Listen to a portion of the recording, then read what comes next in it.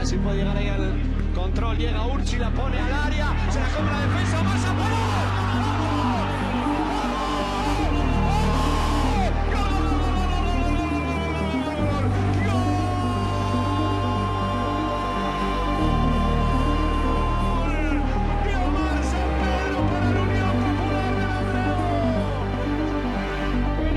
el 33.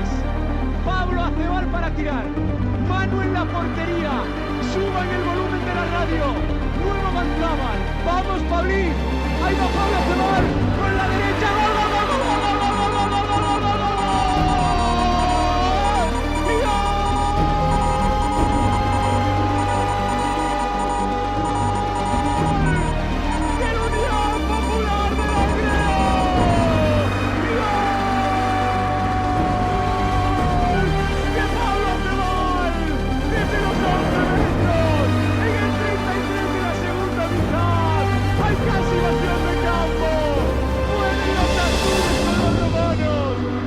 Pablo Acebal, a un paso de la gloria.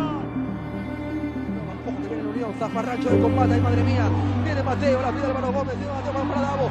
Viene Álvaro Gómez y Davo. Álvaro Gómez y Davo, el balón para Davo. ¡Ay, ay, ay, ay, ay, ay, ay! ¡Ay, ay, ay, ay, ay, ay, ay! ¡Gol!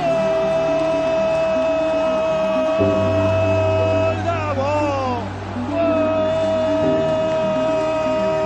Del Unión Popular de Langreo. Esto era Lanzábal y lo avisamos. Esto es el fútbol y por eso nos encanta. En el 90 empató Marnierga. Esto no estaba acabado. En el 91 faltaba la suya, faltaba la de la sensación.